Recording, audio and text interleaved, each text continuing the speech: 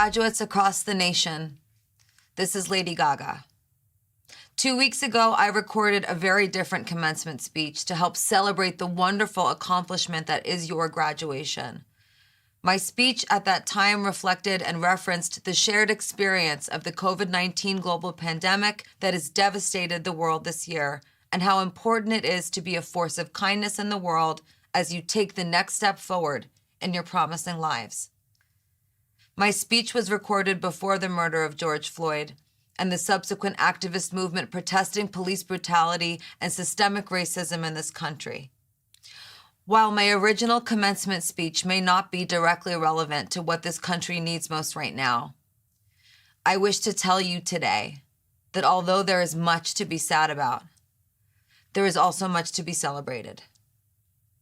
You are watching what is a pivotal moment in this country's evolution. You're watching society change in a deeply important way. This change will be slow, and we will have to be patient, but change will happen, and it will be for the better. In rewriting my speech, I asked myself how I viewed racism in America as it relates to graduation. When I looked past the rage that I feel about the systemic oppression and physical and emotional violence that has tortured the Black community endlessly, my mind turned to nature. When I think about racism in America, I imagine a broad forest filled densely with tall trees. Trees as old as this country itself.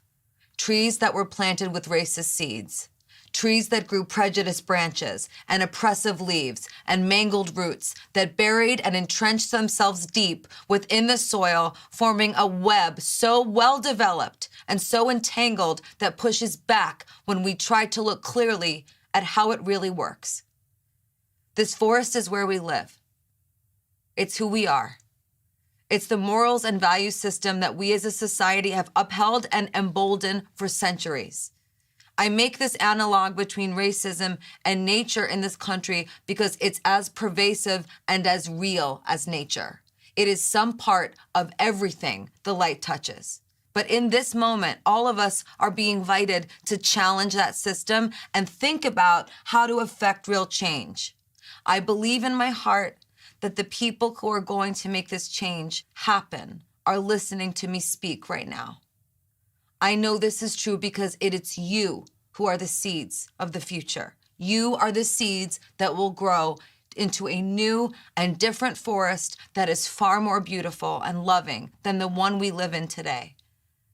I believe the path forward to eradicating the blight of racism relies on 3 principles which form the basis of my faith and my perspective on nature and what I believe humanity needs to thrive. These 3 things are time, sufficient effort, and divine grace. We need these 3 things to be replanted anew, whole and with full hearts, healed and inspired as a country, as a forest of seeds that have been mutated, nurtured by new and ingenious ways of watering and divine intervention that speaks to us all through the great Mother Nature with a voice of compassion. We can control time and sufficient effort. We cannot control divine grace, but I believe divine grace is the faith we can choose to place in each other to prosper lovingly and effectively. I believe you beautiful seeds have been presented with a wonderful gift. The opportunity to reflect in this powerful moment on your morals, your principles, and your values, and how they will guide you through life as it presents itself, and as you wonder where it will take you. Your morals, principles, and values, I strongly believe now, must be sincere and authentic to you. Your principles must come from your heart. Your values must come from your brain. Your morals must be derived from the whole you that you contribute lovingly to humanity. Your service to the global community will be kindness that's custom made by you for the world. In my original speech, I asked the question, what would it take to be kind all the time? Perhaps this question is still relevant today. I wish to frame this answer by saying something seemingly obvious on an occasion where you've already proven yourself smart, capable humans. People can do hard things. You can do hard things. You can rip up and replant the forest to be a vision only you have. Sometimes being kind is hard.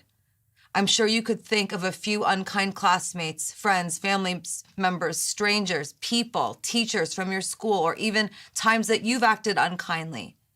Even if you've witnessed, though, a lack of kindness, still, moreover, that does not cannibalize the ability for people to do hard things. So since being kind can mean doing a hard thing, sometimes even in the absence of kindness, people can still do the hard thing and be kind.